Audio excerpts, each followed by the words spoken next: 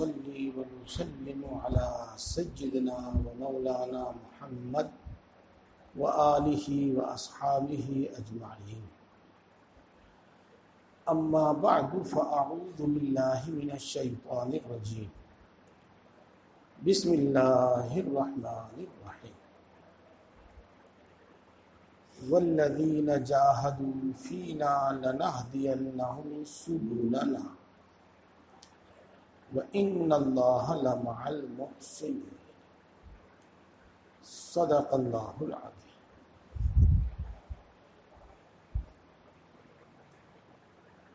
محترم بزرگوں اور دوستوں،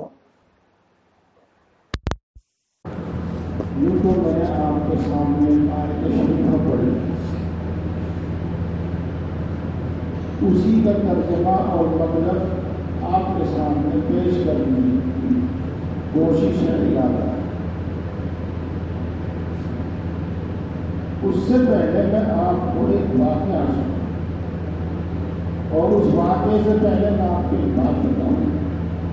گرمی ہو رہی ہے، خوب اطمینان سے بیٹھ جاؤ، کھل کر بیٹھ جاؤ. مسجد میں ماشاء اللہ بہت جگہ ہے، اطمینان سے بیٹھ جاؤ. اسی طرح سے ایک دوسرے کی گرمی محسوس ہو رہی ہے تو کھل کر بیٹھ جاؤ. اپنی بات شروع کرنے کے واسطے میں ایک واقعہ آپ کے سامنے سنا.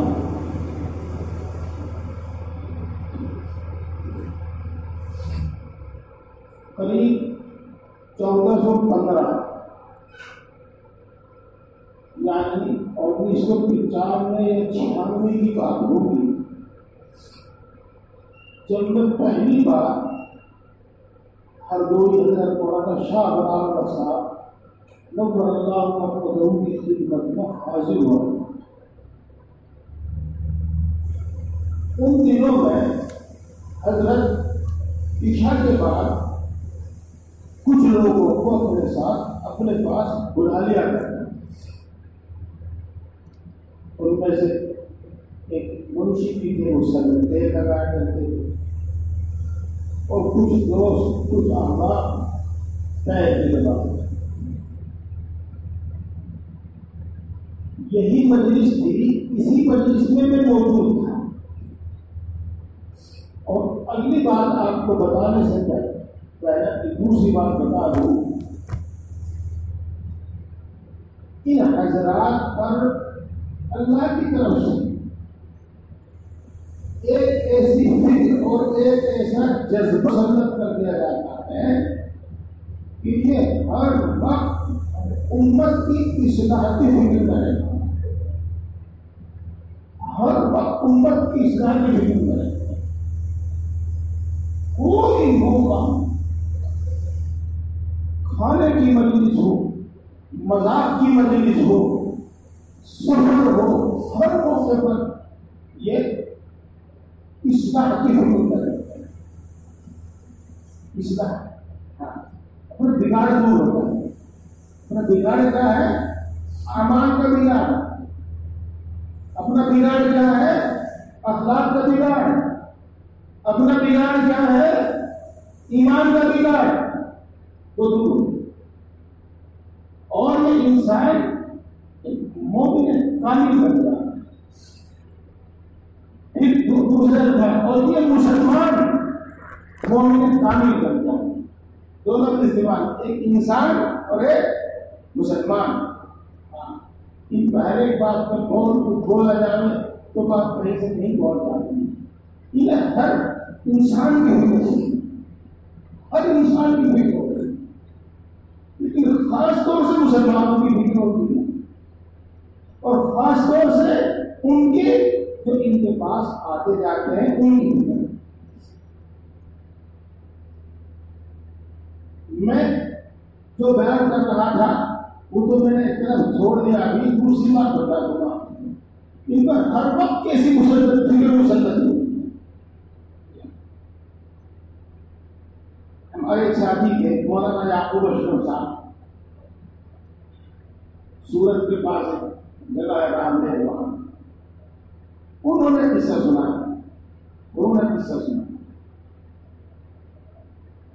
کہ ہم لوگ 2 ہی سے 9 لاکھ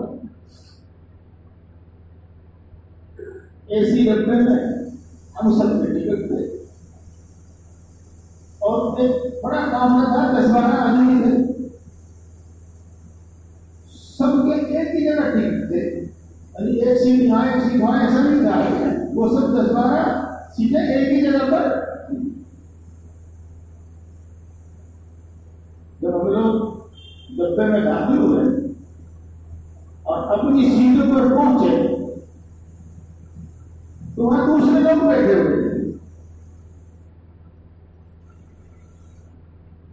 تو عام طور سے آپ نے بھی سفر کیا ہوگا ہم نے بھی سفر کیا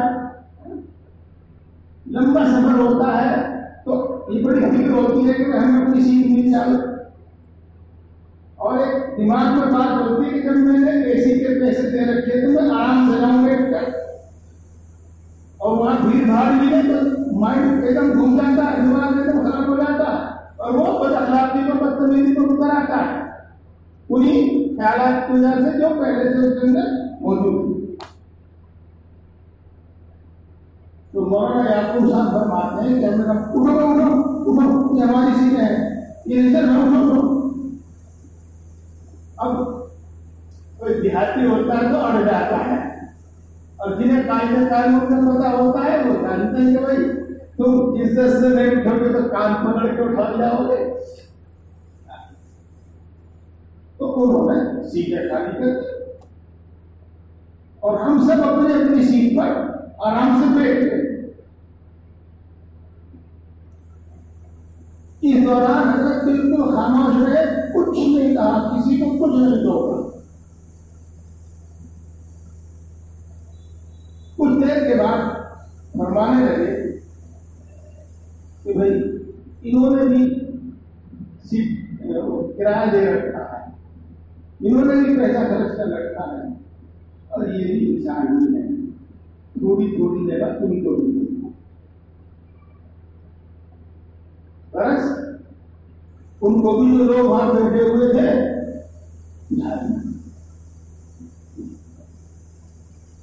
اب آپ سمجھے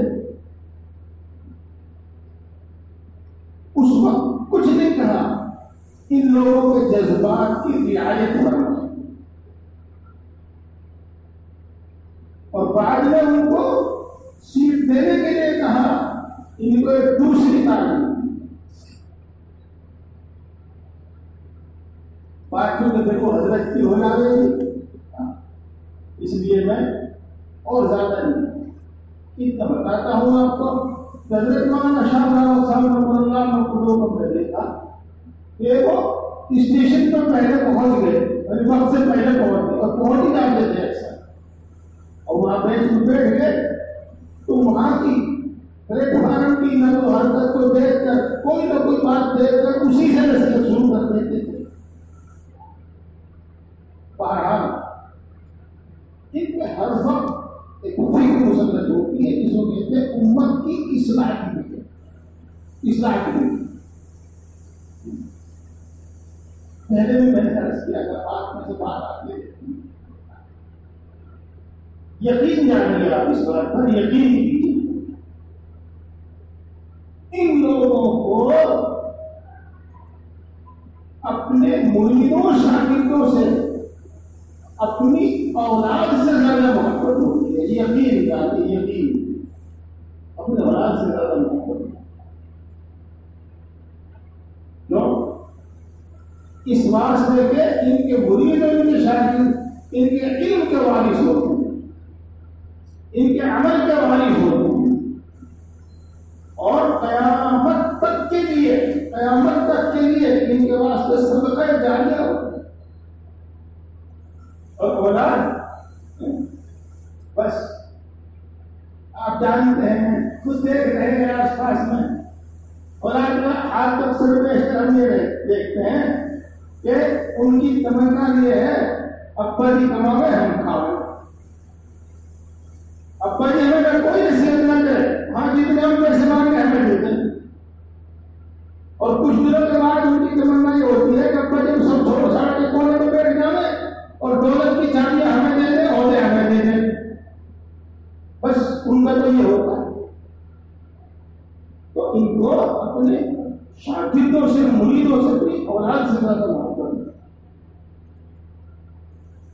اس سے تو مجھے اور بھی یاد آ رہا کہ میں چھوڑ رہا ہوں، میری بات رہنا میری جو میں کہنا چاہتا ہوں. خیر، اسی جذبے کی محبت کی بنا پر ہر وقت ان کو اصلاح کی ضرورت ہے.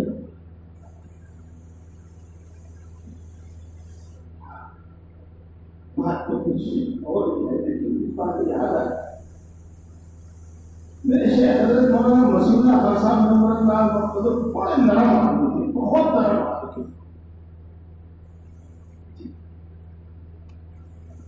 اس سے بڑے یاد آتے ایک وقت بات شروع کرتے. ایک مرتبہ میں حاضر ہوا اور میں نے عرض کیا حضرت کچھ دل اتنا کمزور ہے، ایسا کمزور ہے کہ نماز پڑھانے لگتا ہوں تو ٹانگیں کانپنے لگتی ہیں. چاہے مغرب کی نماز کیوں نہ ہو، جن میں چھوٹی چھوٹی صورتیں پڑھ جاتی ہیں. اور نماز میں تو خیر کچھ پڑھنا بھی پڑتا ہے، کچھ بھولنے کا بھی اندیشہ رہتا ہے، لیکن اگر اقامت کہنے لگتا ہوں، تکبیر کہنے لگتا ہوں، اس میں بھی دل کانپنے لگتا ہے، ٹانگیں کانپنے لگتی ہیں. حضرت نے فرمایا گیس کا اثر ہے، گیس کا اثر. صبح کو ٹہلا کرو. میں نے کہا صبح کو ٹہلتا ہوں، یعنی میں جو بیچ میں بول پڑا، حضرت کی نصیحت تھی کہ بیچ میں دوران میں بول پڑا، اور اتنے نرم اور اتنی محبت کرنے والے کہ بیان نہیں کیا جا سکتا اس وقت، بغیر دیکھے وہاں سمجھ میں نہیں آ سکتی. لیکن اسلام کے وقت میں بول دو خاموش.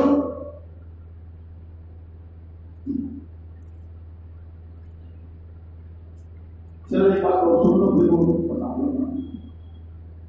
حضرت مولانا مسیح اللہ خان صاحب نے بڑا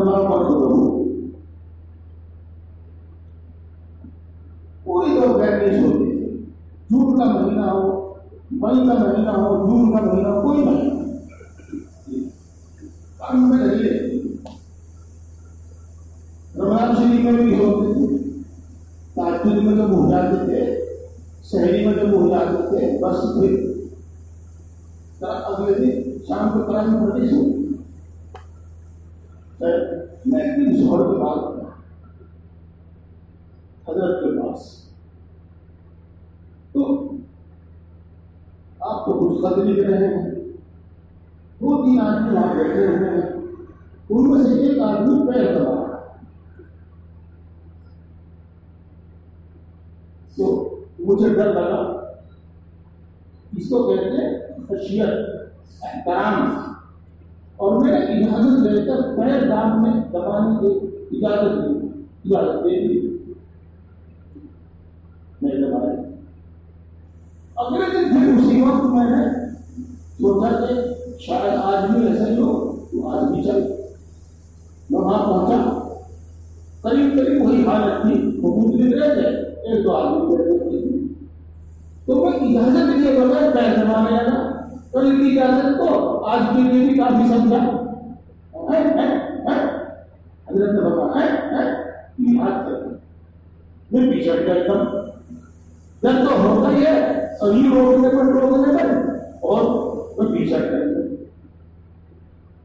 پھر اللہ نے سمجھ لی حضرت کی برکت سے عرض کیا، حضرت پیر دبانا چاہتا ہوں، دبا لیجیے. پہلے دن روکا. ہاں، تو میرے بزرگوں دوستوں، میں جو کہنا چاہ رہا تھا آپ کو، اور ایک حد تک میں بات سمجھا بھی چکا آپ کو، اور اس پر یقین کیجیے گا کہ جن لوگوں کو اللہ تبارک و تعالیٰ منتخب کرتا ہے اسلام کے واسطے، ان پر اللہ امت کی ایسی فکر مسلط کر دیتا ہے کہ ہر وقت. خیر، میں تو یہ بتانا چاہ رہا تھا کہ ان چھوٹی سی مجلس میں پھر حضرت اپنے ارشادات کا کچھ نہ کچھ نصیحت فرمانے کا سلسلہ جاری رکھتے ہیں. اسی دوران حضرت مولانا شاہ راوت صاحب رحمۃ اللہ مرحوم نے ارشاد فرمایا کہ کام تو بہت ہو رہا ہے، لیکن جو نتیجہ سامنے آنا چاہیے وہ نتیجہ سامنے نہیں آ رہا.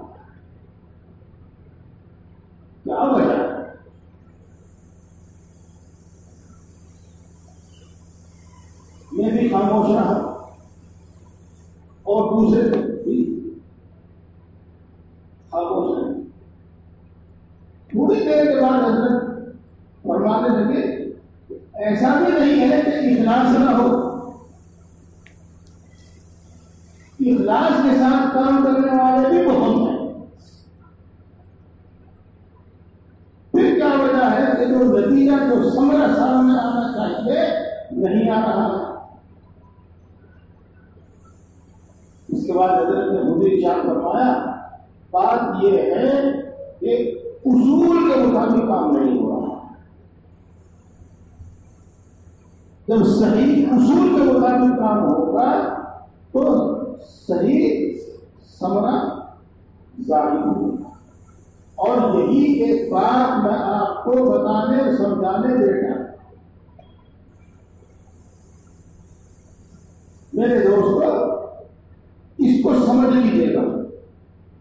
جب صحیح اصول کے مطابق کام ہوگا اللہ کی عادت ہے کہ ثمرہ صحیح نتیجہ جس کا کامیابی کہیے گا وہ ہوگی حاصل ہوگی پھر محروم بھی رہے گا.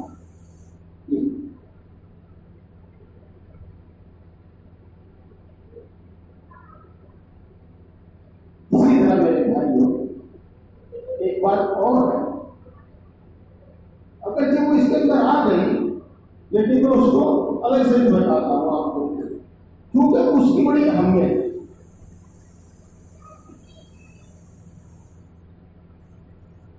حضرت مولانا مسیح اللہ خان صاحب جلالہ بادی نمبر اللہ کو بار بار فرماتے کہ شیخ سے تعلق ہو تو اخلاص کے ساتھ. شیخ سے تعلق ہو تو اخلاص کے ساتھ. اور اخلاص کے ساتھ ہوگا تو نتیجہ ثمرہ ضرور ظاہر. میرے دوستوں صحیح اصول میں یہ بھی ہے کہ اخلاص کے ساتھ ہو. وہ بات تو نہیں آ گئی لیکن اس سے اور بات ظاہر ہے. اب میں آپ سے عرض کرتا ہوں میرے بھائیوں اپنی اصلاح کی فکر کرو اور اخلاص کے ساتھ اور صحیح اصول کے ساتھ کام کرو. جس چیز کی طلب میں ہم یہاں آتے ہیں اور جو مقصد ہمارے یہاں آنے سے ہے وہ ضرور بھی ضرور انشاءاللہ ثم انشاءاللہ ضرور بھی ضرور حاصل ہوگا. اللہ کی عادت بھی یہی, اللہ کا وعدہ بھی یہی.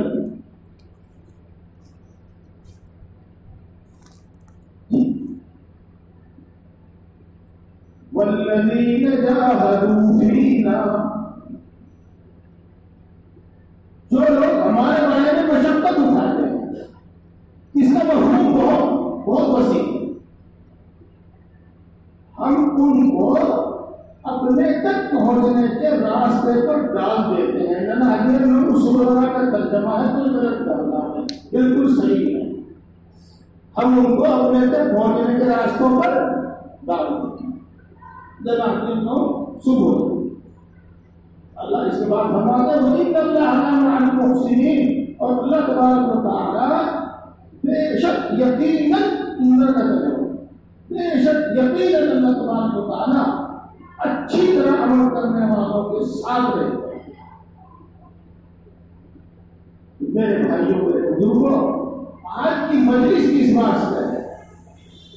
آج کی مجلس کس واسطے ہے کہ ہم یہاں آنے کا مقصد متعین ہے. یہاں آنے کا مقصد جانے اور مقصد متعین ہے اور ہم پھر اس مقصد کے واسطے اخلاص کے ساتھ اصول کے ساتھ صحیح اصولوں کے ساتھ کام کریں.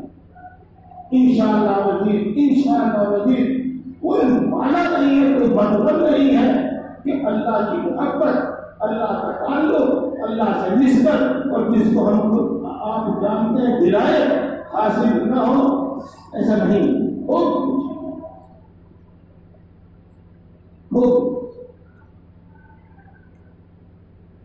میں آپ کو کتاب کی پڑھ کے سناؤں گا, میں نے اس میں نشان لگایا. پہلے میں آپ کو ایک بات بتاؤں,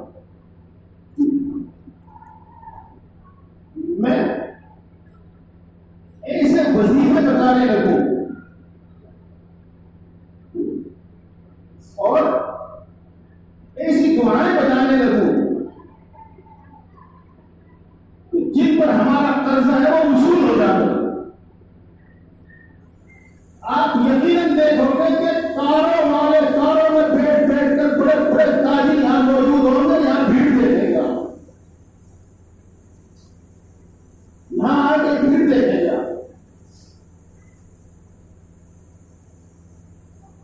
میں ایسے تعویذ دینے لگوں, ایسے وظیفے کرنے لگوں,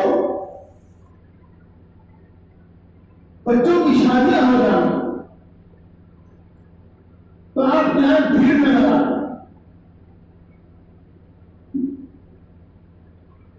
وغیرہ. اور آج کل میں ڈرتا ہوں یہ جملہ کہتے ہوئے ہو ہی نہیں رہا,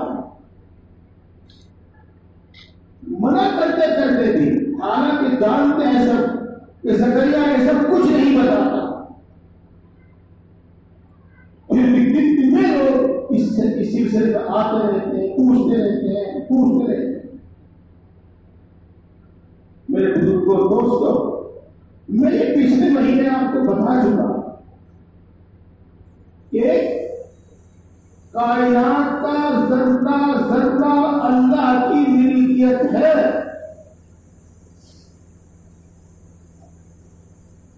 اور ذرہ برابر کسی کی کوئی شرکت نہیں ہے, اور ذرہ برابر کسی کو کوئی اختیار نہیں ہے, نہ کسی کو دینے کا, نہ کسی کو محروم کرنے کا, نہ کسی سے لینے کا. صرف اور صرف اللہ کی قبضے قبضے میں ہے ساری کائنات. ہر چیز اللہ کی ملک ہے, انسان ہو, جنات ہو, فرشتے ہو, زمین ہو, آسمان ہو, زمین اور آسمان سے اترنے والی چیزیں ہو, نکلنے والی چیزیں ہو, سب کچھ اللہ کے قبضے قدرت میں, اور کسی کو کوئی اختیار نہیں, کسی کو کوئی اختیار نہیں. دیکھو ایک حدیث بھی ہے اس طرح کی, میں وہ نہیں سناتا, اس وقت آپ کو سنا بھی رکھی ہے میں نے, اور اس وقت میں آپ کو چھوٹی سی بات بتا.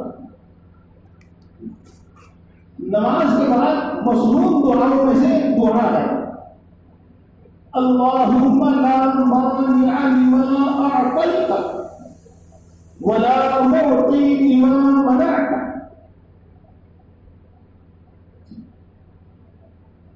اے اللہ, جو تو دینا چاہے تو کسی میں طاقت اور مجال نہیں ہے کہ وہ اس کو روک دے. لا مانع لما اعطیت, اور جو تو دینا چاہے, ہاں لا معطی, اور جو تو نہ دینا چاہے, اور جس کو تو روک دے جو تو نہ دینا چاہے تو کوئی دینے والا نہیں. اللہم لا مانع لما اعطیت ولا معطی لما منعت. دیکھو یہی ہمارا عقیدہ ہے, یہی ہمارا عقیدہ ہے. بالکل اسی معنی کی ایک حدیث ہے. اگر اللہ تبارک و تعالی تم کو کوئی خیر, کوئی بھلا, کوئی نفع, کوئی نعمت دینا چاہے, اور ساری کائنات مل کر, سارے جن, سارے انسان, سارے فرشتے اور جو کوئی طاقت ہے وہ سب مل کر روکنا چاہے تو نہیں روک سکتے, وہ نفع پہنچ کر رہے. اور اللہ کسی چیز سے محروم کرنا چاہے تو اس ساری کائنات مل کر وہ چیز دے نہیں سکتی. جو معنی اس دعا کے وہی معنی اس کا نہیں سکتی. اس لیے میرے دوستوں بزرگوں, پہلی بات تو یہ سمجھ لیجیے گا جو میں نے پچھلے مہینے آپ کو بتائی تھی, ہماری جتنی بھی ضرورتیں ہیں, جتنی بھی ضرورتیں, کھانے کی ہے, پہننے کی ہے, مکان کی ہے, اولاد کی ہے, صحت و تندرستی کی ہے, دشمنوں سے حفاظت کی ہے, جو بھی کچھ ہے, جو بھی کچھ ہے, اللہ سے مانگو، صرف اور صرف اللہ سے مانگو، اللہ سے مانگو اور صرف اللہ سے مانگو۔ اللہ کے رسول صلی اللہ علیہ وسلم اس کا طریقہ بھی بتا کرتے ہیں،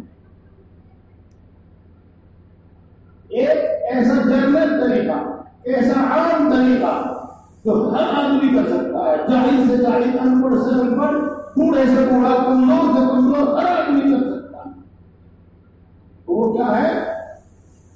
جب تم کو کوئی حاجت پیش آئے، حدیث پاک ہے، جب تم کو کوئی حاجت پیش آئے، چاہے اس کا تعلق کسی بندے سے ہو، چاہے اس کا تعلق خاص اللہ سے ہو، خاص اللہ سے تعلق ہونے کا مطلب یہ ہے کہ بظاہر کسی کے اختیار میں ہے ہی نہیں ہو، تو 2 رکعت نماز حاجت پڑھ اور اس کے بعد اللہ سے مانگ۔ میرے دوستو، ہمارا وظیفہ تو یہی ہے، تمام وظیفوں سے بڑھ کر وظیفہ یہی ہے۔ کہاں کے لیے وظیفہ پڑھو گے؟ بیماریوں کے لیے الگ پڑھو گے، قرضوں سے نجات کے لیے الگ پڑھو گے، دشمنوں سے نجات کے لیے الگ پڑھو گے، کہاں کے لیے وظیفے پڑھو گے؟ ہے اتنا وقت، ہے اتنی طاقت، فرصت؟ تو میرے دوستوں، ایک بات پچھلے مہینے آپ کو بتائی تھی کہ اللہ سے مانگو، دعا کی حاجت مانگو، اللہ نے وعدہ کیا۔ اس میں 2 باتیں اور بتائی تھی، آپ کو یاد ہوں گی۔ نمبر 1، اسباب اور تدابیر صحیح اختیار کرو،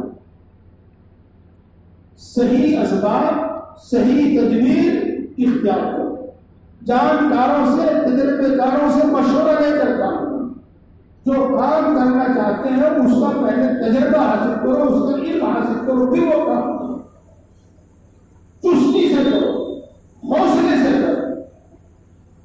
یہ سب حدیث کی بات نہیں میرے بھائی، قرآن پاک کی بات نہیں میرے بھائی۔ ہو تو میرے کچھ وقت زیادہ، لیکن میں نے اپنے اسٹیٹس پہ حدیث لکھی تھی۔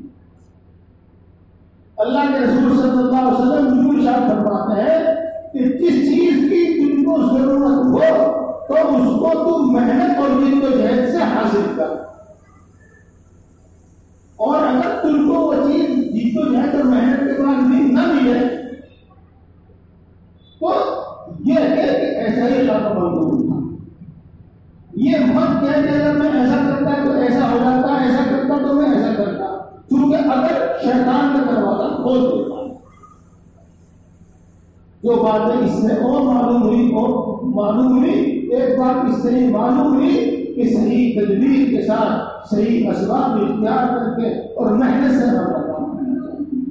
اور دوسری بات ہے، ایک جملہ ہے جس کو آپ بار بار سنتے ہیں، اللہ کی نعمت، اللہ کے انعام کو چھینا نہیں جا سکتا، وہ حاصل کیا جا سکتا، مانگا جا سکتا ہے۔ تو اپنے اعمال سے اس کو راضی کرو، اعمال سے اس کی رحمت کو متوجہ کرو، اعمال سے وہ راضی ہوتا ہے، اعمال سے اس کی رحمت متوجہ ہوتی ہے۔ تو دنیا کا ساری ضرورتیں پورا ہونے کا میں نے آپ کو خاکہ بتا دیا۔ صحیح اسباب، صحیح تدابیر کے ساتھ کام کرو، اللہ کے احکام کی پابندی کر کے اللہ کو راضی کرو، اور دعا کرو، دعا کرو، سب چیز اس میں لگا۔ اور اللہ کی عادت یہ ہے کہ ایسا شخص محروم نہیں ہے، یہ نہیں تو یہ نہیں تو یہ، اس کو ضرور بات میں سے بات نکلتی رہتی ہے۔ یہاں ایک بات اور بھی سن لو، جتنے دھیان سے آپ سن رہے ہیں اتنا ہی دھیان اور ملا لیجیے اس کے ساتھ۔ انسان کی فطرت تو یہ ہے کہ جو میں چاہوں وہ ملے، جو میں چاہوں وہ ہو، اس کی فطرت تو یہ ہے۔ آپ نے تجربہ کیا ہوگا اپنا بھی دوسروں کا بھی، جس کا جی دال کھانے کو چاہ رہا ہو اس کے سامنے لوگ مسلم رکھ دیں، اس کو وہ اچھا نہیں لگتا۔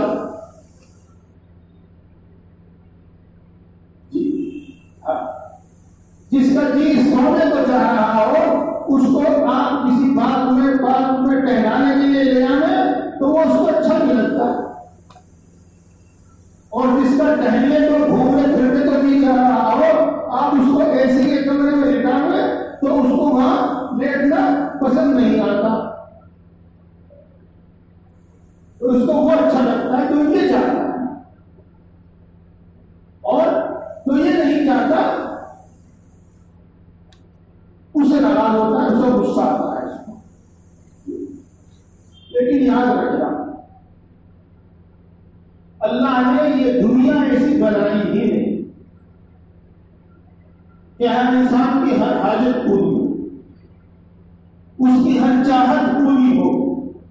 اللہ نے دنیا بنائی نہیں، اس دنیا میں یہ ممکن ہی نہیں، اس دنیا میں یہ ممکن ہی نہیں۔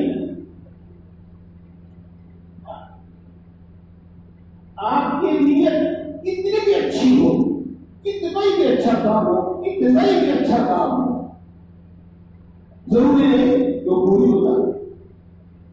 دیکھو کس سے بہت ہے، ادھر بھی جا رہا ہوں میں اپنی بات پوری کروں گا۔ رسول اللہ صلی اللہ علیہ وسلم پر ابو طالب کا کتنا احسان تھا جی، پاک کی جگہ تھے تو چچا، لیکن پاک کی جگہ تھی، اور ابو طالب نے خود رسول اللہ صلی اللہ علیہ وسلم کے لیے کتنی تکلیفیں جھیلی، اس کا اندازہ آپ کس سے کر لیجیے گا کہ ایک مرتبہ ابو طالب نے رسول اللہ صلی اللہ علیہ وسلم کو بلایا اور کہا، اے بھتیجے تم مجھ پر کتنا بوجھ نہ ڈال جس کو میں سہار نہ سکوں۔ ابو طالب پر کیا بیت رہی ہوگی، کیا گزر رہی ہوگی، تم مجھ پر اتنا بوجھ نہ ڈال جس کو میں سہار نہ سکوں۔ کہا چچا کیا بات ہے کہ میں مکے والوں کی اتنی دشمنی برداشت نہیں کر سکتا۔ رسول اللہ صلی اللہ علیہ وسلم نے چچا آپ میری حمایت سے دستبردار ہو، چھوڑ دیجیے میری حمایت، اور یہ لوگ اگر میرے ہاتھ پر چاند، میرے ہاتھ پر سورج بھی لا کر رکھیں گے تب بھی میں اپنے مشن سے اور اپنی دعوت سے پیچھے نہیں ہوں۔ ابو طالب نے کس حال میں یہ بات کہی ہوگی کہ نتیجے تو مجھ پر میری طاقت سے زیادہ بوجھ بڑھتا، جس کو میں سہار نہ سکوں اتنا بوجھ بڑھتا۔ ایسے چچا کے واسطے جب ہدایت کی بات ہے اس دل سے کی ہوگی، اس جذبے سے کی ہوگی، اور کتنی اچھی دعا، کتنی اچھی تمنا، کتنا اچھا دعا میرے بھائی، اور کتنے درد کے ساتھ، کتنی دل کی گہرائی کے ساتھ بھی ہوگی۔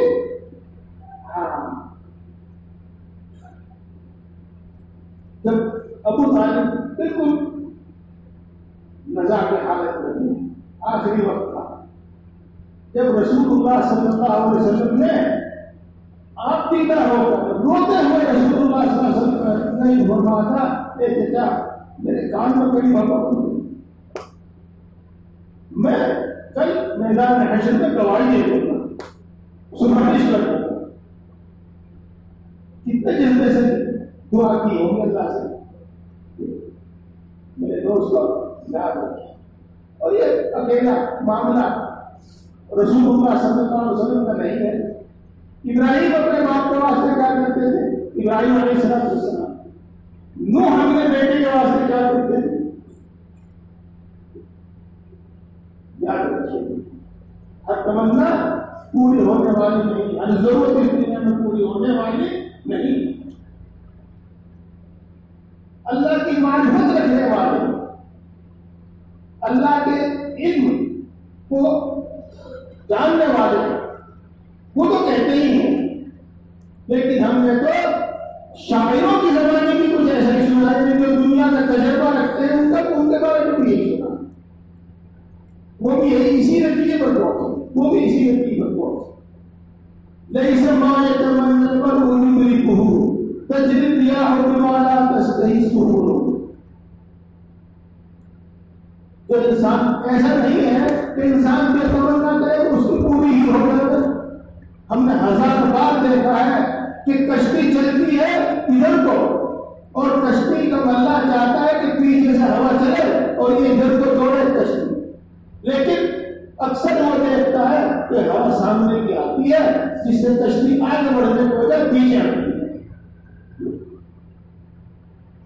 ایک اردو کا شاعر بھی کہتا ہے پتہ نہیں الفاظ کچھ آگے پیچھے یہ کم زیادہ ہو تو ہو جائے کیونکہ مجھے شعر و شاعری کی عادت کی مناسبت نہیں. دعا کیا کرے گی ہم سے ہجرے یار کی، دعا کیا کرے گی ہم سے ہجرے یار کی، آخر کو دشمنی ہے دعا کو اثر کے ساتھ. اب تک اللہ سے مانگتے تھے کہ اے اللہ میری محبوبہ کو مجھ سے ملا دے، اے اللہ میری محبوبہ کو مجھ سے ملا دے، لیکن پتہ نہیں کیا ہو رہا ہے، جتنی دعا کرتے ہیں مثال کی ملاقات کی اتنی دوری بڑھتی ہے. تو ایسا معلوم ہوتا ہے کہ دعا الٹا اثر کرتی ہے. لہٰذا یوں دعا کیا کریں گے اللہ میری محبوبہ کو مجھ سے دور کر دے، اللہ میری محبوبہ کو مجھ سے دور کر دے تاکہ وہ پھر میرے قریب ہو جائے. تو میرے دوستو یہ بات سمجھیے کہ ہر آرزو ہر تمنا ہر ضرورت پوری ہو جاتی ہے، کتنی بھی چیز اچھی ہو کتنی بھی چیز اچھی ہو. لہٰذا ایک صبر کا محل ہے، ایک شکر کا محل ہے. ایک بیان ہوا تھا بھی کچھ دن پہلے عرض کیا تھا میں نے جو مل جائے اس پر شکر کرو اور جو نہ ملے اللہ سے مانگو اور ملنے تک صبر کرو اور نہ ملے تب بھی صبر کرو. یہ تو دنیا کا اصول، دنیا کے ضرورتوں کا اصول سب ہے. یہ اگر ہمارے اندر اس کی تمنائیں ہیں تو کوئی بری نہیں ہے، تو کوئی بری نہیں ہے. اس واسطے کہ اللہ کے رسول صلی اللہ علیہ وسلم بھی وہی سب چاہتے تھے جو ہم چاہتے ہیں. اللہم اغفرنی بحلالک عن حرامک واغننی بفضلک عمن سواک. اللہ تو مجھے اتنا حلال دے دے کہ حرام کی طرف میری طلب ہی نہ ہو اور مجھے کسی کو محتاج نہ کرنا. یہی تو ہماری تمنا ہے. اللہ کے رسول صلی اللہ علیہ وسلم بھی یہ دعا خود بھی مانگتے تھے، صحابہ کو بھی سکھاتے ہیں. ایک دعا اور ہے یاد کر لیجیے گا، بڑے کام کی دعا ہے. میں پیچھے مسلسل تو پڑھ دیتے ہیں اور جب کاٹ کاٹ کر پڑھتے ہیں تو بھول جاتے ہیں. اللہم انی اعوذ بک من الہم والحزن. اے اللہ میں رنج و غم سے تیری پناہ کرتا ہوں، اللہ کبھی رنج و غم میرے پاس نہ ہو. اللہم انی اعوذ بک من الہم والحزن واعوذ بک من العجز والکسل. اے اللہ میں کمزوری سے اور بے بس ہونے سے تیری پناہ چاہتا ہوں. میں ایسا عاجز اور بے بس نہ بنوں کہ میں کچھ کر نہ سکوں، اور میں سستی سے بھی تیری پناہ چاہتا ہوں. اعوذ بالعجز والکسل واعوذ بک من البخل والجبن. اللہ میں بخل سے بھی تیری پناہ چاہتا ہوں اور بزدلی سے بھی تیری پناہ چاہتا ہوں. میرے پاس بخل نہ اور سخاوت ہو، اور سخاوت جب ہوگی جب جیب بھری ہوئی ہوگی جب ہاتھ میں کچھ ہوگا، اور میں بہادر ہوں بزدل نہ بنوں، بہادر بنوں بزدل نہ بنوں. بخل والجبن اعوذ بک من غلبۃ الدین. اللہ میں تیری پناہ چاہتا ہوں کہ قرض مجھ کو گھیر لے اور قرض مجھ کو دبائے. وہ اعوذ بک من غلبۃ الدین وقہر الرجال. اور اللہ میں تیری پناہ چاہتا ہوں اس سے کہ لوگ مجھ پر مسلط ہو رہے ہیں، لوگ مجھ کو دبا رہے ہیں، لوگ مجھ پر غالب ہو جائے. یہ دعا رسول اللہ صلی اللہ علیہ وسلم پڑھتے بھی تھے، صحابہ کرام رضوان اللہ تعالیٰ علیہ کو سکھاتے بھی تھے. تو یہ ہماری حالت نہیں، ہماری تمنا کوئی بری نہیں ہے. ان کے لیے دعا کیجیے، کوشش کیجیے. جو بات آپ کو آج بھی کسی حد تک بتا دی ہے اور پچھلے مہینے تفصیل سے بتائی. اب میں دوستوں کو بتانا چاہتا ہوں کہ اس سب کے ساتھ صحیح معنی میں سچے دل سے، سچی نیت سے، سچے ارادے سے اللہ کی طلب پیدا کیجیے. اپنے اللہ کی طلب اپنے اندر پیدا کیجیے. کیا مطلب اللہ کی طرف؟ نمبر 1 اللہ ہم سے راضی ہو جائے.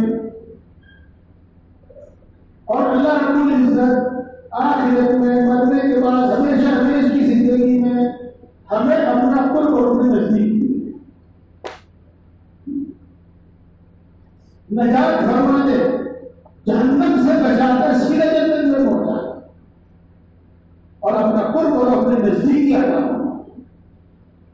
یہ مقصد ہے ہماری زندگی کا، یہ ہماری ذمہ داری اور ضروری ہے، یہی ہمارا اصلی مقصد ہے۔ اللہ تعالیٰ کو قرآن پاک میں ارشاد فرماتے ہیں نا، وما خلقت الجن والانس الا ليعبدون، اس کا مطلب مقصد یہی ہے، مقصد یہی ہے۔ اور سب چیزیں جو ہے وہ ہماری ضرورت کی ہے، ضرورت کی ہے، یا یوں کہو کہ اس مقصد کو حاصل کرنے کا ذریعہ اور وسیلہ، ذریعہ اور وسیلہ۔ جی کتنی بھی چیز ہے، وہ تندرست بھی ہو، چاہے وہ دولت ہو، وہ کچھ بھی ہو، وہ انہی چیزوں کو حاصل کرنے کا ذریعہ ہے۔ تو اس میں رہتے اس کو اپنا مقصد بنا دیا۔ جب آپ یہاں تشریف لایا کریں تو یہی نیت کر کے گھر سے چلا کریں، جب آپ یہاں بیٹھ کر سنا کریں تو اسی نیت سے سنا، اسی نیت سے سنا کہ میرا مقصد یہی ہے کہ اللہ مجھ سے راضی ہو جائے، اور میرا مقصد یہ ہے کہ آخرت میں نجات مل جائے، جہنم سے چھٹکارا ہو کر سیدھا جنت میں چلے جائے، اور میرا مقصد یہ ہے کہ اللہ کا قرب اور اللہ کی نزدیکی حاصل ہو۔ بات تو بہت کچھ کہہ بھی چکا ہوں اور اس پر ایک مستقل بات کی بھی ضرورت ہے، اور اکثر میرے گھر سنتے بھی رہتے ہیں۔ یہ کیا ہمارا اصل مقصد، اب یہ جس طرح بھی پورا ہو، جس طرح بھی پورا ہو، جس طرح بھی پورا ہو۔ ہاں جی ایک مثال سے بات اچھی طرح سمجھ آ جائے، جہاں بھی آپ ہوں گے بھائی، یہ سارے لوگوں کو دیکھتے ہوں گے، ٹرین چلتی ہے، ریل چلتی ہے، وہ قسم قسم کے ڈبے ہوتے ہیں۔ ایک تو جنرل ڈبہ ہوتا ہے جس میں سب گھسے رہتے ہیں، اس کی طرح بڑے رہتے ہیں۔ ایک سلیپر ڈبہ ہوتا ہے جس میں سیٹ ریزرو ہوتی ہے لیکن بھیڑ بھی ہوتی ہے اور کوئی آرام کوئی سہولت ہوتی ہے۔ پھر اس کے بعد اے سی ڈبہ ہوتا ہے، اے سی میں بھی 3 قسمیں ہوتی ہیں، اور جو بھی اس ٹرین سے سفر کرتا ہے، جنرل ڈبے میں سفر کرے، سلیپر میں سفر کرے، تھرڈ اے سی میں سفر کرے، سیکنڈ اے سی میں سفر کرے، فرسٹ اے سی میں سفر کرے، پہنچے گا وہ دلی، سب دلی پہنچے، سب دلی پہنچے۔ اگر میں یہ تمنا کرنے لگوں کہ اور سب کو بڑھا دیتا میں تو جنرل ڈبے میں سفر کرنے والا، لیکن مجھے فرسٹ اے سی میں سفر کرنے والا مطلب تیرے پہ کیا سلطان کے اوپر لگے ہوئے ہیں، تیرا یا تمہارے تعالیٰ سے کیا ایسا خصوصی معاملہ ہے؟ بہرحال ایک بات پر مستقل بات بھی ضرورت ہے۔ تو میرے دوستوں اس سلسلے میں ہم کہتے ہیں کہ اللہ نے پہلے سے کچھ نظام مقرر کیا ہے، اس کو کہتے ہیں تقدیر۔ اللہ نے اپنے نظام مقرر کیا، میں کچھ کو بچپن میں موت دوں گا، کچھ کو جوانی میں موت دوں گا، کچھ کو بڑھاپے میں موت دوں گا، میں کچھ کو روزی تھوڑی دوں گا، کچھ کو روزی زیادہ دوں گا، کچھ کو تندرست اور ہٹا گٹا سٹور بدن کا پیدا کروں گا، کسی کو ٹکڑا پیدا کروں گا، کسی کو کالا پیدا کروں گا، کسی کو گورا پیدا کروں گا، کسی کو لمبا پیدا کروں گا، کسی کو ٹاٹا بناؤں گا۔ یہ سب اس کا نظام، کبھی زیادہ دوں گا، کبھی کم کر دوں گا، کبھی تندرستی دوں گا، کبھی بیمار کر دوں گا۔ یہ اللہ کا ایک نظام ہے، نظام۔ اسی کو تقدیر کہتے ہیں، یاد رکھنا، تقدیر الگ سے اور کوئی چیز نہیں ہے، اللہ کے مقررہ نظام کے مطابق ہو، مقررہ نظام کے مطابق شکر کے بھی موقع ہو گئے اور صبر کے بھی موقع ہو گئے، لیکن اصل مقصد اس کو سامنے اس کو سامنے اور ہے بھی مقصد یہی میرے دوستوں بات بھی یہی ہے. دیکھو شاید یہاں اس مسجد میں تو بیان نہیں ہوا لیکن بہت جگہ میں وہ بیان کیا حاصل خدا صدر نے یہاں بھی بیان کیا. ایک دنیا کی زندگی ہے, پیچھے لوگوں کو چھوڑ دیا, ہماری ایک دنیا کی زندگی ہے, ایک برزخ کی زندگی ہے اور ایک آخرت کی ہمیشہ ہمیشہ زندگی.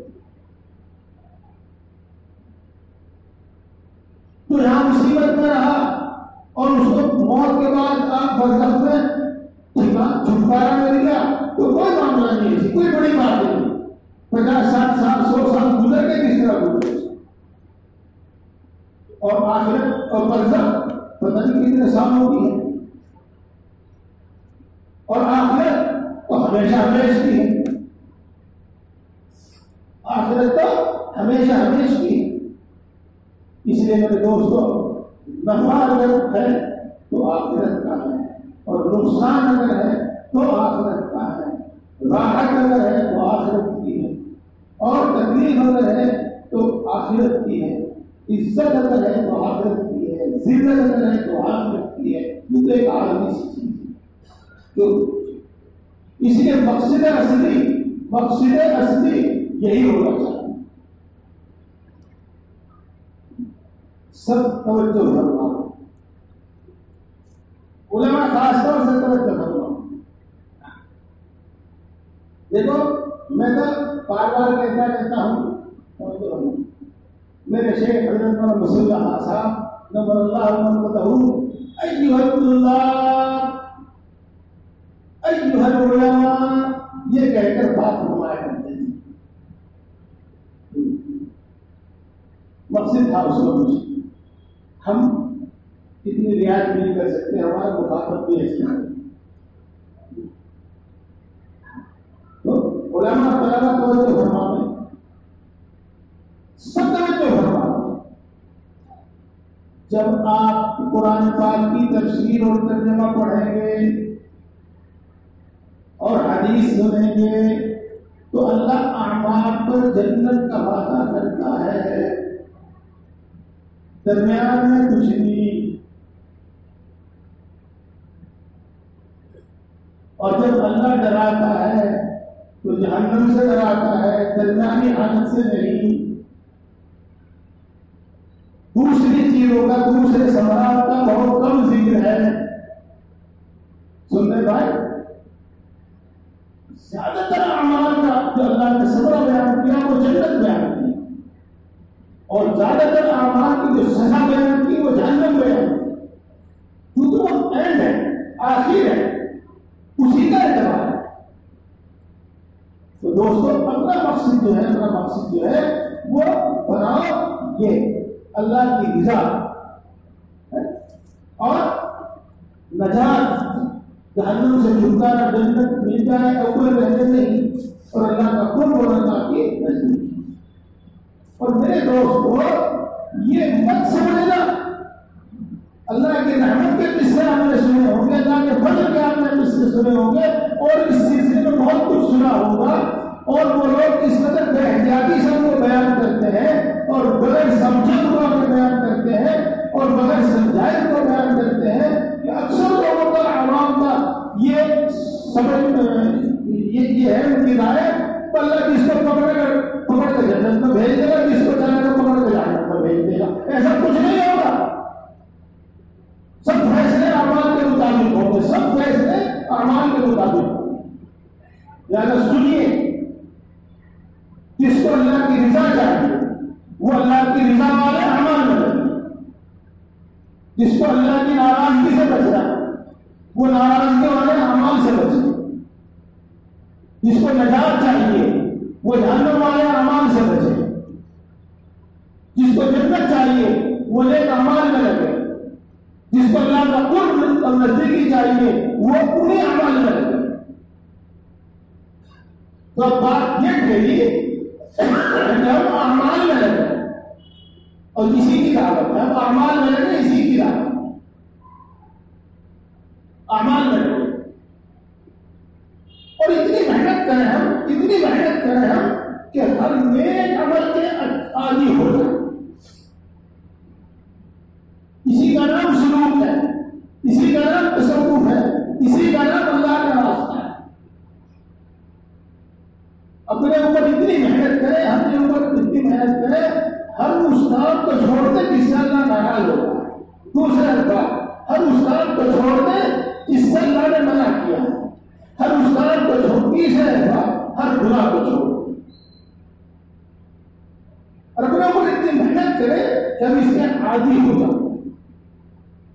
گناہ چھوڑنا ہمارے لیے آسان ہوتا ہے. اسی کو بار بار آپ میری بات سنتے ہیں, نیک اعمال صالحہ کے پابند ہو جائیں اور معاصی سے بچیں, گناہوں سے بچیں. اسی کا نام تقویٰ, اسی کا نام تقویٰ.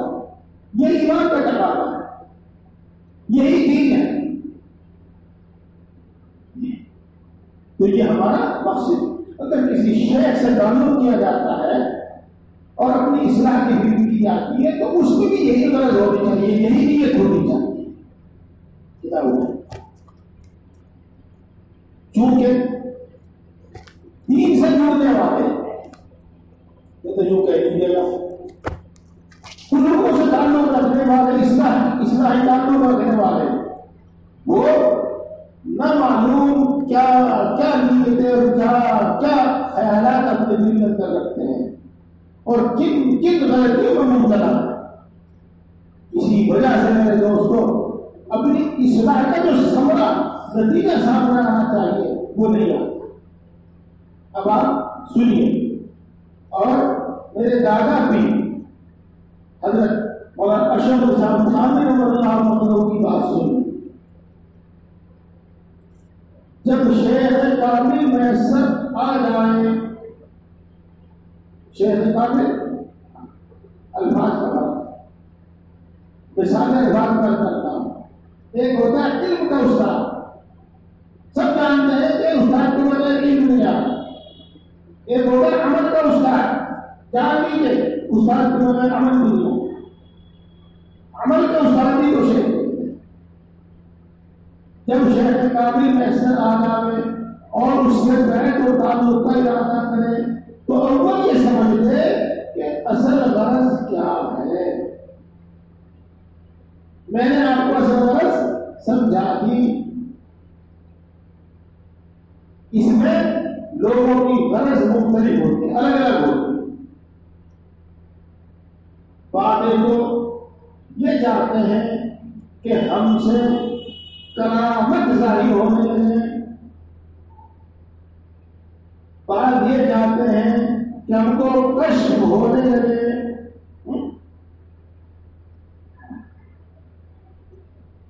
اگر کسی کو دو چار کام نظر آ جاتے ہیں اچھے سے تو پھولا نہیں سما, اور پتہ نہیں یہ کیا سمجھنے لگتا ہے آپ کو میں کیا سے کیا ہو گئے.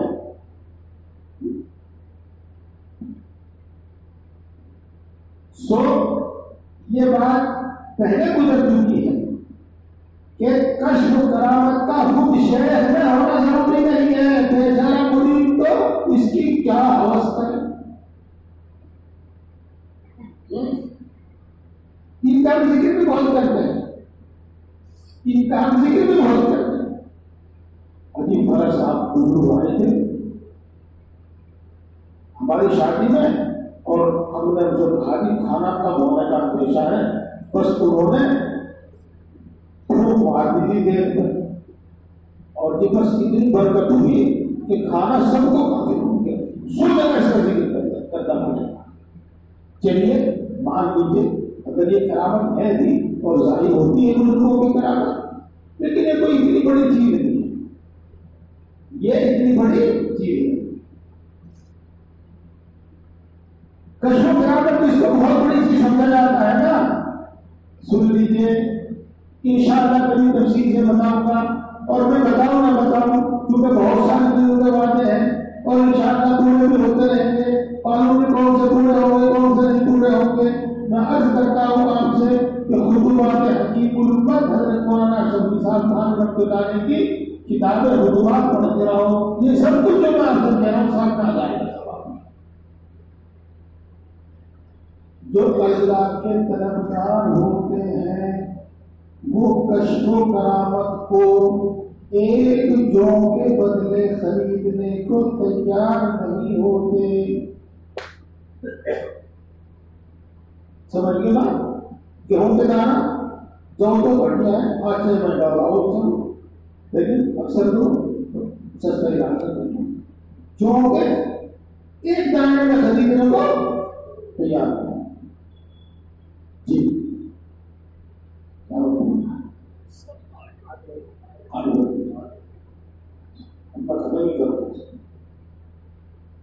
غالباً حضرت حسن بصری رحمہ اللہ کا واقعہ ہے. واقعے میں ایک بات معلوم نہیں ہوتی، بہت ساری بات معلوم ہوتی ہے. وہ اپنا پھٹا ہوا کرتا سی رہے تھے. کیا کر رہے تھے؟ پھٹا ہوا کرتا سی رہے تھے. ہاں، اور آج کل تو ایسا آدمی کو بزرگ ماننے میں تیار ہی نہیں. بزرگ مانے جس کے گھر میں کئی کاریں ہوں بڑی بڑی، جو منتریوں کے پاس نہ ہو اس کے پاس ہو، وہ ہے بزرگ. جی حسن بصری کی بات کرتے ہیں، نام سنتے رہتے ہیں. اپنا پھٹا ہوا کرتا سی رہے تھے. سوئی ہاتھ سے گر گئی، سوئی ہاتھ سے گر گئی. آپ جانتے ہیں کہ اس زمانے میں اتنی بڑی روشنیاں تو ہوگی، اگر روشنی ہوگی تو کہیں کی ہوگی؟ چراغ کی، ڈبیا کی. اس میں وہ سوئی نظر نہیں آ رہی تھی، سوئی نظر نہیں آ رہی تھی. تو ایک تب گھر بہت روشن ہو، گھر کے اندر اتنی روشنی ہو گئی، اتنی روشنی ہو گئی کہ سرکار نظر آ گئی. حضرت نے اپنے آنکھوں پر ہاتھ رکھی، ایک ہاتھ نہیں، ایک ہاتھ اپنے آنکھوں پر رکھا، نہیں ہم اپنی سوئی اپنے چراغ سے تلاش کریں گے، نہیں ہم اپنی سوئی اپنے چراغ سے تلاش کریں گے. آپ نے ایک بزرگ کا نام سنا ہوگا جن کو ذوالنور مصری کہتے ہیں. ذوالنور مصری. ذوالنور کا کیا مطلب ہے؟ نور کا معنی ہے مچھلی. ذوالنور مچھلیوں والا. کیا قصہ ہے ان کا؟ یہ ایک دریا کے کنارے پر بیٹھے ہوئے تھے. انہوں نے جان بوجھ کر یا ایسے ہی غیر اختیاری طور پر ان کی سوئی دریا میں گر گئی. ان کی سوئی دریا میں گر گئی. تو انہوں نے کہا اے مچھلیوں، ایک کام کر دو میرا، جس کو میری سوئی ملے وہ مجھے لا کے دے دو. میری سوئی دریا میں گر گئی ہے، جس کو ملے وہ میری سوئی مجھے لا کے دے دو. تو ہزار مچھلیاں کنارے پر آئی. کسی کے منہ میں سونے کی سوئی تھی اور کسی کے منہ میں چاندی کی سوئی تھی. شیخ نے کہا نہیں، مجھے تو اپنی سوئی چاہیے، مجھے تو اپنی سوئی چاہیے. سب مچھلیاں چلی گئی. ایک مچھلی آئی اور وہی سوئی لا کے پیش کی. ہو گئی.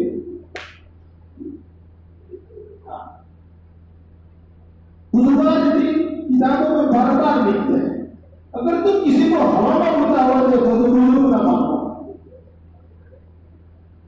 اگر تم کسی کو دریا پر مسلح بچھا کر نماز پڑھتے ہوئے دیکھو تو بزرگ نہ مانو. بہرحال کشف و کرامت کے طلبگار ہوتے ہیں کچھ لوگ، لیکن یہ کوئی چیز نہیں.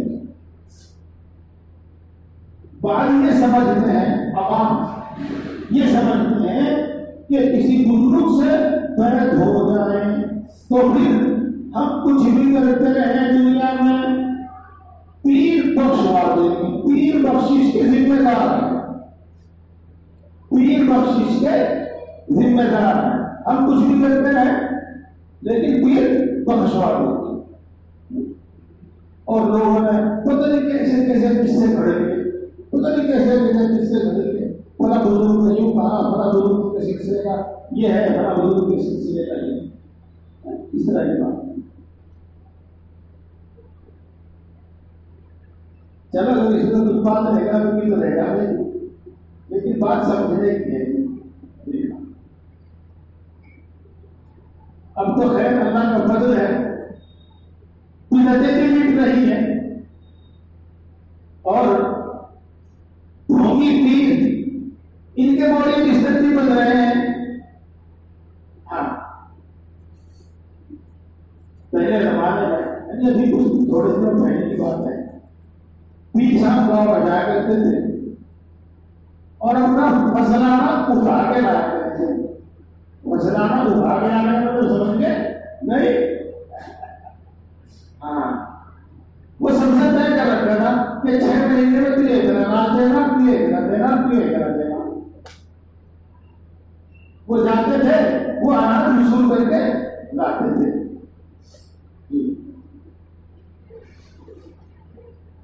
ایک کوئی تھا دن چلا سا تھا، اس نے کہا کہ جی بس گھڑی 4 گھڑی دیتا ہو میں کہا اچھا لگوں گا آپ کو، میں نے آپ کو فلانا کھیت دے دیا منجی کا، دھان کا فلانا کھیت دے دیا، اس میں جتنے بھی دھان ہوں گے وہ سب آپ کو۔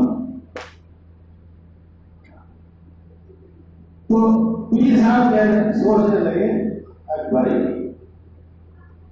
کہیں تو رہا کیا بتا وعدہ پورا کرے نہ کرے، کیا خبر اس کھیت میں اچھی سی پیداوار ہو جائے پھر دے نہ دے، میں دیکھ لوں، قبضہ کر لوں۔ تو پیر جی کہنے لگے دکھا کے لا مجھے، چلو دکھا دیتا ہوں۔ تو پیر جی آگے چلے تھے دوڑتے، وہ مریض صاحب پیچھے پیچھے چل رہے تھے۔ اب پیر جی کو تو دوڑ میں چلنے کا تجربہ تھا نہیں، کبھی ادھر گرے کبھی ادھر گرے، کبھی ادھر گرے کبھی ادھر گرے۔ ایک مرتبہ مریض صاحب نے پیچھے سے پانی ڈال زور سے اور کہنے لگا تم ہم سے وعدہ کرتا ہے کہ پور شراب کرو لے کے میں ملوں گا تمہیں، تیرے کو اتنی موٹی ٹوڑ میں تو چلا نہیں جاتا، پور شراب میں لے کے تو ہمیں کیا گزرے گا۔ تو بھائی ایسے ایسے باتیں کرتے ہیں کیا کہ بخشش کے ذمہ دار ہیں؟ نہیں، قیامت میں دوزخ میں نہیں جانے دیں گے، خواہ کیسے ہی اعمال کیوں نہ ہو۔ یہ محض دھوکہ ہے، غلط ہے۔ کچھ جناب رسول اللہ صلی اللہ علیہ وسلم نے حضرت فاطمہ کو فرمایا اے فاطمہ اپنے آپ کو جہنم کی آگ سے بچا، یا فاطمہ انقذی نفسک من النار۔ اعمال کے مطابق فیصلہ۔ بعض یہ سمجھتے ہیں کہ پیر صاحب ایک نظر میں کامل کر دیں گے اور ہم کو محنت نہ کرنی پڑے گی اور گناہ خود بخود چھوٹ جائیں گے، گناہ چھوڑنے کا ارادہ بھی کرنا نہیں پڑے گا۔ ہمارے دوست ہیں اسی مجلس میں موجود ہیں، جب کچھ رغبت اعمال کی کم ہو گئی تو یوں سمجھ رہے تھے کہ شیخ کے فیض سے معلوم ہو گئے۔ نہیں ایسا نہیں، کچھ محنت ہی نہ کرنی پڑے، کچھ گناہ چلو باتیں آتی رہتی ہیں۔ دوستوں شیخ کا جو کام ہے وہ بتائیں گے نہیں بتائیں گے تو میں سوال میں بھی بتا دوں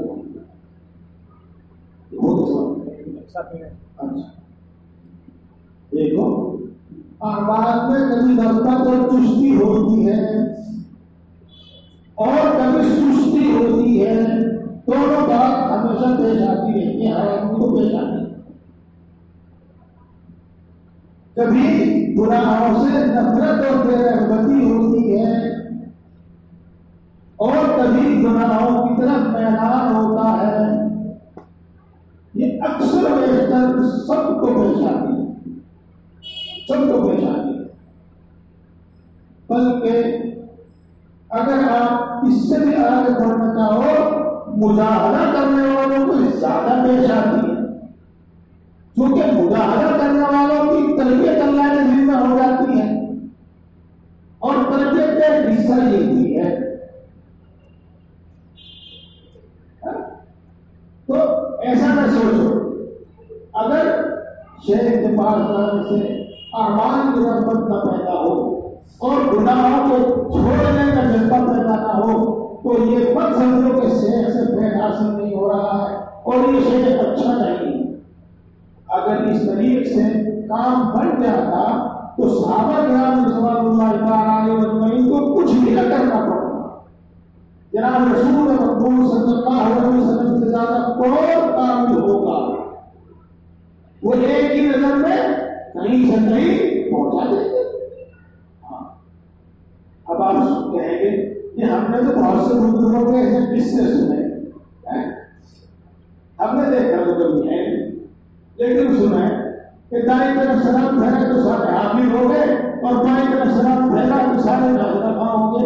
دیکھو بات یہ دیکھو، ہم بزرگوں کی کرامت کا انکار نہیں کرتے لیکن سنا دیکھا ممکن ہے، ہو سکتا ہے اور ہو سکتا ہے کہ ہوا ہو، ممکن ہے بزرگوں کی کرامت بات ہے، لیکن اس کے بارے میں سن لو، اگر کہیں خلاف عادت ایسا ہو بھی جائے تو یہ ہمیشہ نہیں ہوتا اور لازمی طور پر نہیں ہوتا۔ کہیں بطور خرچ عادت ایسا ہو بھی گیا لیکن خرچ عادت میں دوام اور رجوع نہیں ہوتا۔ اس پر بھروسہ کر کے بیٹھے رہنا بڑی غلطی ہے۔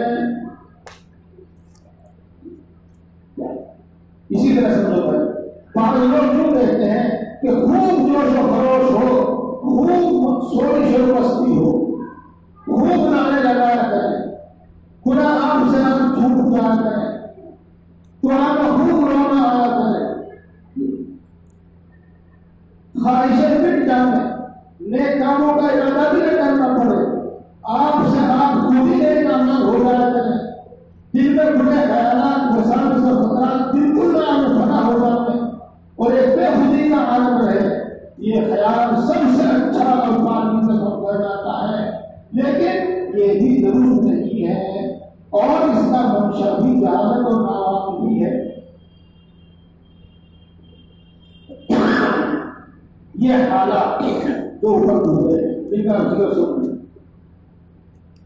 کیفیات ہیں، کو کیفیات کو احوال کہتے ہیں، جو اپنے اختیار سے باہر ہے، نہ یہ کسی عمل میں مرتب ہوتے نہ کسی دعا سے ہو جاتے ہیں غیر اختیاری۔ اگرچہ یہ پسندیدہ ہے لیکن مقصود نہیں، ہو جانے بڑی اچھی بات، اللہ کا شکر ادا کرو، اعمال میں آسانی ہو رہی ہے، اور اگر نہ ہو تو ان کے پیچھے نہ پڑو۔ اور بات یہ ہے، سنو بات یہ ہے، غور و فکر کرنے سے پتہ یہ چلا ہے کہ نفس ہر جگہ اپنی جگہ، ہر جگہ جیسے وہ کھانے میں مزیدار کھانوں کا طلبگار ہوتا ہے، متلاشی ہوتا ہے، محنت مشقت کے کام سے بہت دور بھاگتا ہے، انتخابی محنت و مشقت سے بھاگتا ہے۔ وہ یہ ہے کہ نفس راحت اور لذت اور شہرت کا طلبگار ہوتا ہے، تو ان چیزوں میں کیونکہ راحت ملتی ہے کہ اعمال میں مشقت نہیں ہوتی، گناہ چھوڑنے میں مشقت نہیں ہوتی، اس لیے آدمی کا طلبگار ہوتا ہے۔ جب مزہ تو آتا ہی ہے اور شہرت کا طلبگار ہوتا ہے، اسی سے تھوڑی سی کرامت ثابت ہو جائے بس دیکھو آ کر اس کی شہرت پہنچ گئی۔ یہ سب چیزیں ان کیفیات میں یہ سب امور حاصل ہے۔ طالب رضا ہو جو اللہ کی رضا کا طلبگار ہو اور جس کا مقصود ہونا آگے بیان کیا جائے گا، ان خواہشوں سے کیا تعلق؟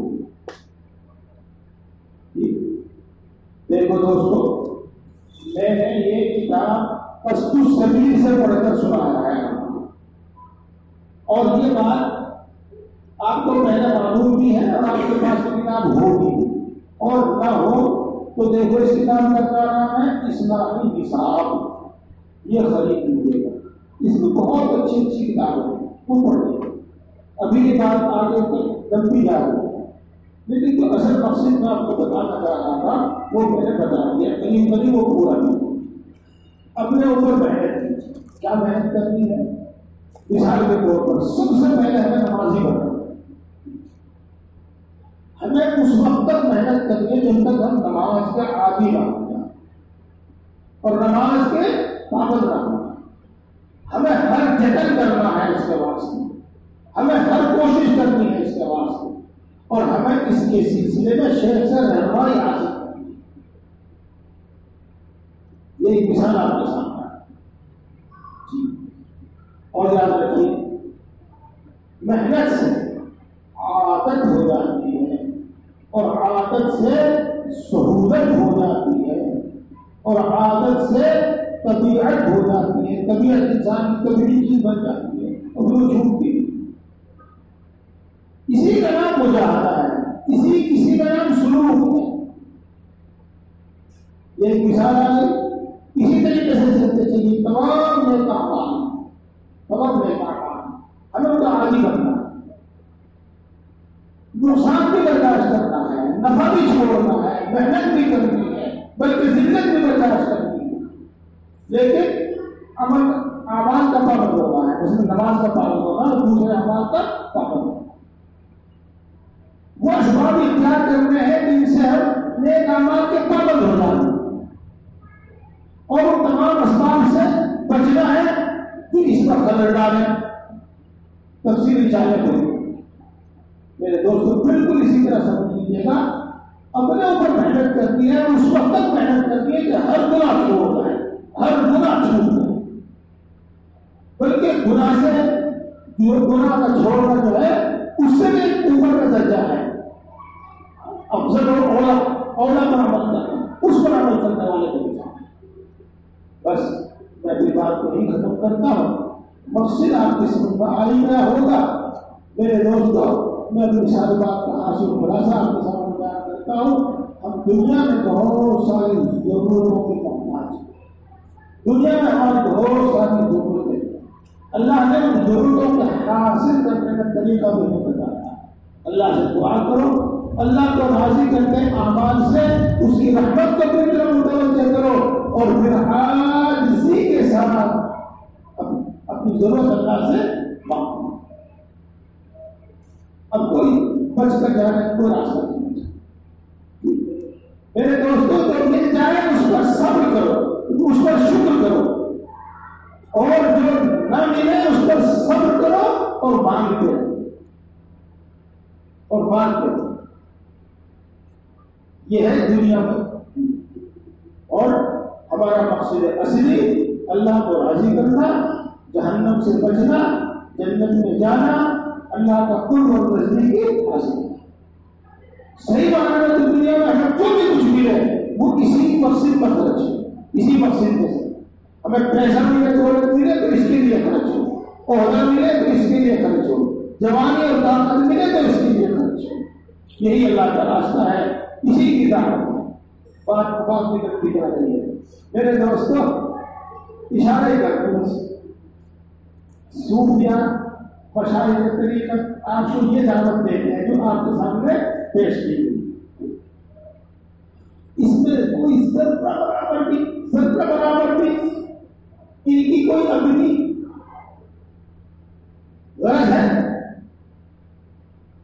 یہ صرف اور صرف آپ کو اچھا بنانا چاہتے ہیں. یہ صرف اور صرف آپ کو ایک بہترین انسان بنانا چاہتے ہیں، اللہ کا پسندیدہ انسان بنانا چاہتے ہیں. اللہ تعالیٰ کا ہم سب کو توفیق عطا فرمائے. وآخر دعوانا الحمدللہ رب العالمین.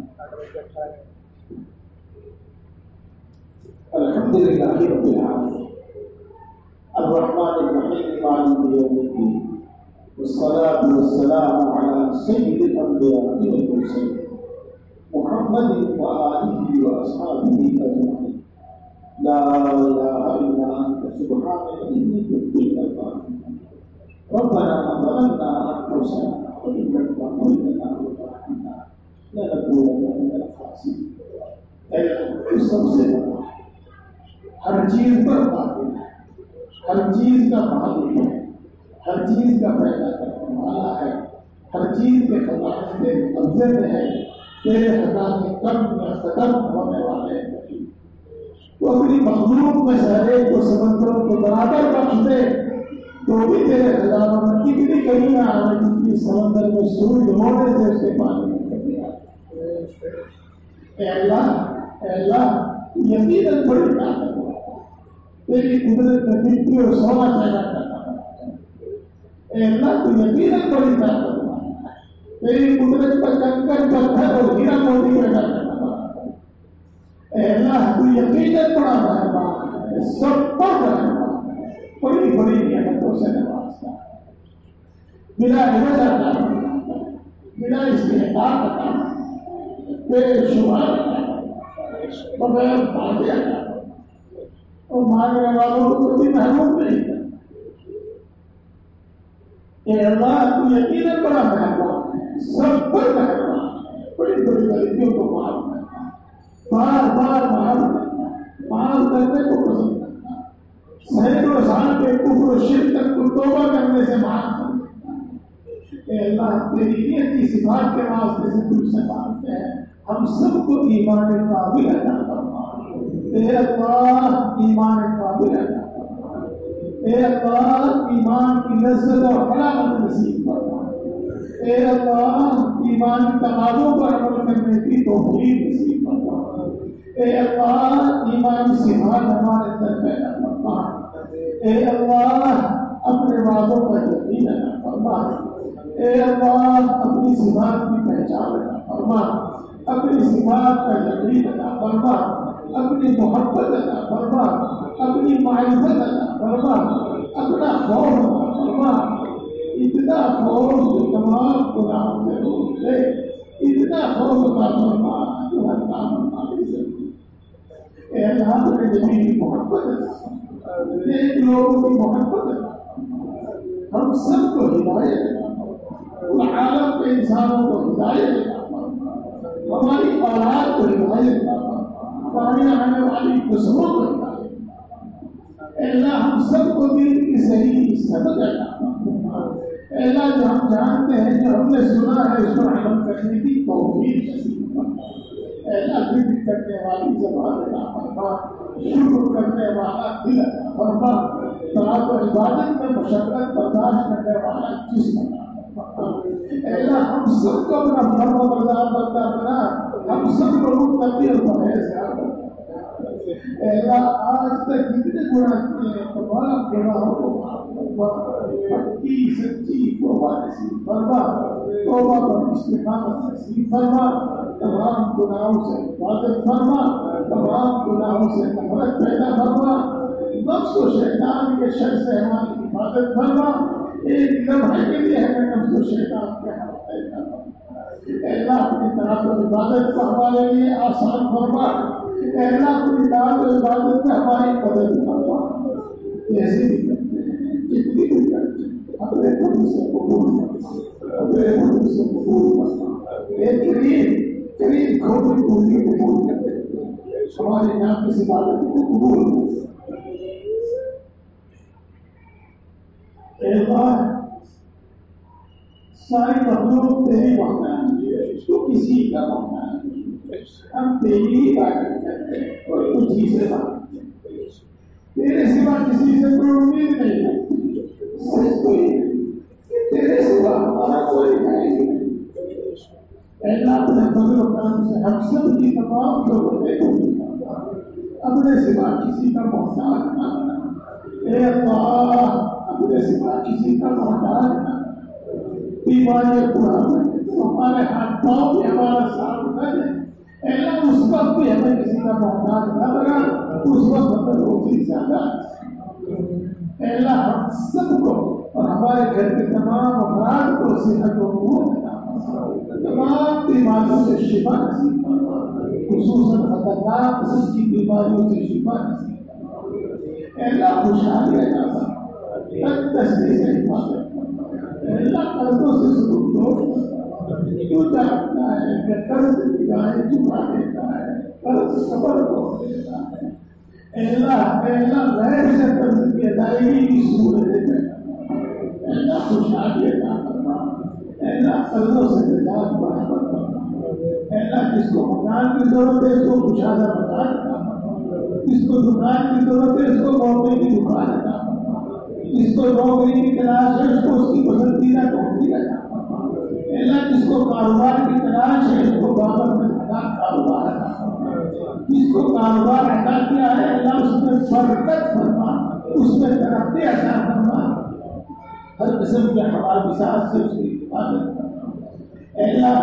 اللہ جن کو رشتوں کی تلاش ہے ان کو نیک اور نیک والے رشتے عطا فرما، جن کے رشتے طے ہو چکے ہیں کوئی بھی رکاوٹ ہے رکاوٹ کو دور کرنا۔ اللہ جن کو اولاد کی تمنا ہے ان کو نیک اور صالح اولاد عطا فرما، جن کو لڑکوں کی تمنا ہے لڑکے عطا فرما، لڑکی کی تمنا ہے لڑکی عطا فرما۔ اللہ جن کو اولاد عطا کی ہے ان کی اولاد کو نیک بنا، آنکھوں کی ٹھنڈک بنا، دل کی راحت بنا، ملک و ملت کا خادم بنا، ان کو بہترین صلاحیتیں عطا فرما، بہترین صلاحیتیں عطا فرما۔ اے اللہ اے اللہ اے اللہ ان کو آوارہ اور ناکارہ ہونے سے بچا دے، ان کو آوارہ اور ناکارہ ہونے سے بچا دے، اے اللہ آوارہ اور ناکارہ ہونے سے بچا دے۔ اللہ ہمارے گھروں میں چین سکون اور سکینہ نازل فرما، اپنی رحمتیں برکتیں نازل فرما۔ اللہ ہمارے درمیان اتفاق اور اتحاد پیدا فرما، اچھے اخلاق عطا فرما، نرم مزاجی عطا فرما، نرم کلامی عطا فرما، ہر ایک کا حق پہچان کر ادا کرنے کی توفیق نصیب فرما، خصوصاً ماں باپ کی عزت و خدمت کرنے کی توفیق نصیب فرما۔ اللہ ہمارے آپسی جھگڑے ختم فرما، خصوصاً میاں بیوی کے آپسی جھگڑے ختم فرما، خصوصاً ماں باپ اور اولاد کے آپسی جھگڑے ختم فرما۔ اللہ مال جان ایمان عزت و آبرو کی حفاظت کر، کسی ظالم کو ہم پر مسلط نہ کرنا، کسی بے رحم کو ہم پر مسلط نہ کرنا۔ اے اللہ ناجائز مقدمات میں پھنسے ہوئے ہیں ان کو باعزت بری کرنا، جو اپنے حق کے لیے لڑ رہے ہیں ان کو اپنا حق۔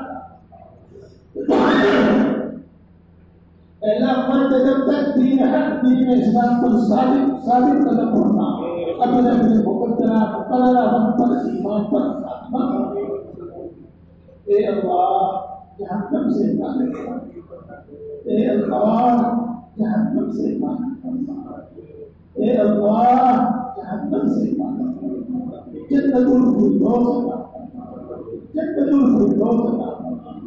اپنے بہت سے بندوں کو بڑا حساب میں بخش دیا، اللہ ہمیں بھی بڑا حساب میں بخش دیجیے، ہم کو بھی بڑا حساب میں بخش۔ اللہ پوری بڑی مسلمان کا مدد کرنا، ہمارے ماں باپ کی مدد کرنا، ہمارے اعزاء اقربا دوست احباب کی مدد کرنا، ہمارے بیوی بچوں کی مدد کرنا، ہمارے اساتذہ ہمارے مشائخ کی مدد کرنا۔ اللہ جن کا ہمارے دل میں حق ہے ان کی مدد کرنا، اس نے ہم پر کبھی کوئی احسان کیا ہے اللہ اس کی قبول کرنا۔ اللہ امت کے اندر بیداری اور سمجھداری پیدا فرما، امت کے اندر اتفاق اور اتحاد پیدا فرما، اسلام اور مسلمانوں کو عزت اور غلبہ نصیب فرما۔ ان کے خلاف جو سازشیں رچی جا رہی ہیں، جو منصوبے بنائے جاتے ہیں، ان تمام سازشوں میں تمام منصوبوں میں ناکام کرنا۔ اللہ کل عالم میں اپنا امان سکون و اطمینان نازل فرما، خصوصاً ہمارے اس ملک میں اور خصوصاً ہماری بستی میں امن و امان سکون و اطمینان نازل فرما۔ امن و امان کو تباہ کرنے والوں کو تباہ فرما، امن و امان کے دشمنوں کو محض کو نابود فرما۔ اللہ دین کی نصرت کرنے والوں کی نصرت فرما، اللہ مدارس کی مراکز کی مساجد کی نصرت فرما، حفاظت فرما۔ اللہ جہاں جہاں مسلمانوں کو ستایا جا رہا ہے ان کی خصوصی نصرت و خصوصی مدد کر۔ اللہ ہر وقت خیر تم سے مانگتے کہ تیرے نبی نے مانگی ہے ہم کو عطا فرما۔ ہر اس شخص سے پناہ چاہتے ہیں جس سے تیرے نبی نے پناہ چاہیے ہے اس سے ہماری حفاظت کر۔ اے اللہ اے ہم سب کو پیدا کرنے والے، اے اللہ اے ہم سب کو پالنے اور پرورش کرنے والے، اے اللہ اے ماں سے زیادہ محبت رکھنے والے، اے اللہ اے باپ سے زیادہ مہربان، ہم اپنا دکھ تجھی کو چکاتے ہیں، تجھی سے بھرے ہر ضرورت دے رہے سر اور سچ کر دے تیرے سوا کوئی ہمارا ہے اور سچ تو یہ ہے کہ کسی میں کوئی طاقت اور کوئی بچا ہے یہ نہیں. اللہ تم دلوں کی بات کو خوب جانتا ہے, تم پر کچھ بھی چھپا ہوا نہیں ہے. اللہ تو ہم سب کی خصوصاً حاضرین مجلس کی جائز مرادیں پوری فرما, جائز تمنائیں پوری فرما, جائز مقاصد میں کامیابی عطا فرما. اے اللہ ہر مشکل کو آسان فرما, ہر پریشانی کو دور فرما. تیری زندگی کے بنانے والے ہر بگڑا ہوا کام بنا دے, ایک قادر قدرت کا رکھا ہوا کام بنا دے. اے اللہ اپنے فضل و کرم سے اور اپنے نبی پاک محمد مصطفیٰ صلی اللہ علیہ وسلم کے سر